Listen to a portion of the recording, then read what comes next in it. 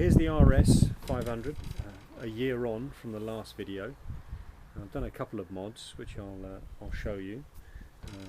First one is a change from the FT 500 carb to a Mikuni flat slide one.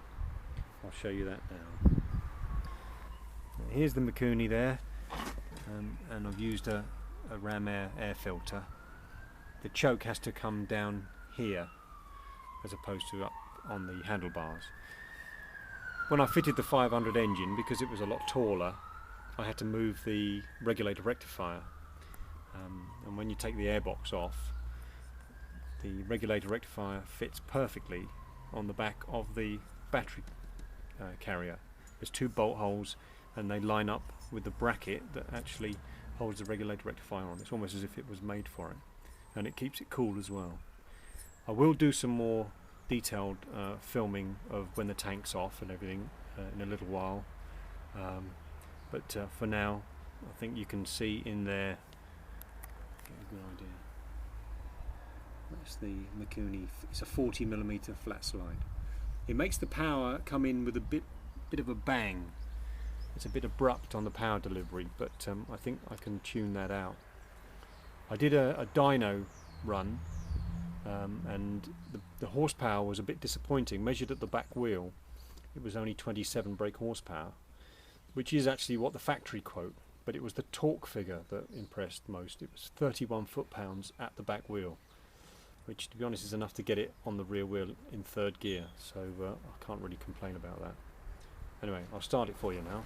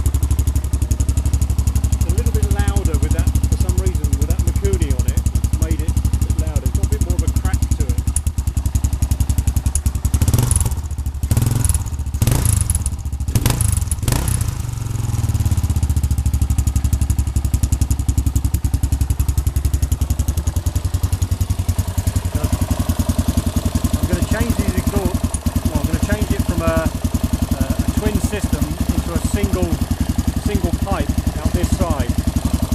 I'm making a new exhaust system where the two headers merge into one.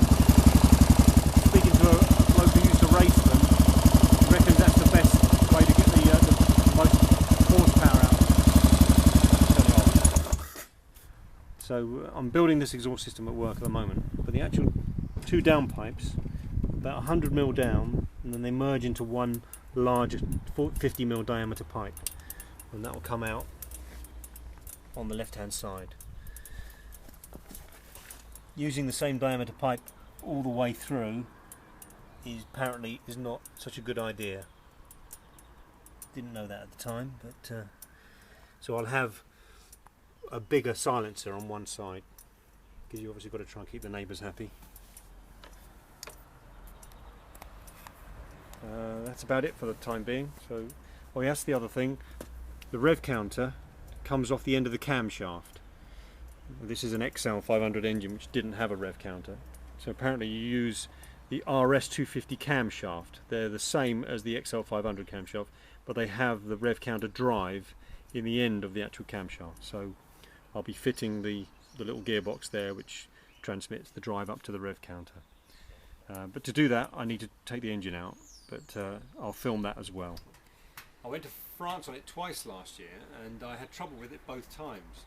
The first time the advance and retard mechanism that sits about there fell off, the nut came off and the timing mechanism came off, so it was sparking all at the wrong time, and when I was trying to start it, it was kicking back, nearly breaking my ankle.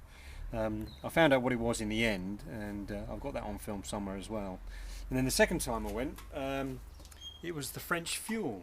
They've got a very low octane fuel called 95E, and it's designed for fuel injected engines on cars, not 500 singles.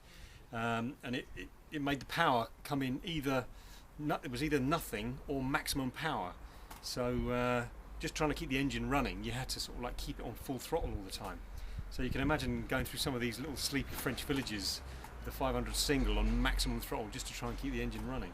Once I found out what it was, I was able to use the right fuel, and it ran quite well. But apart from that, it's been pretty reliable. So I'll do some more filming soon.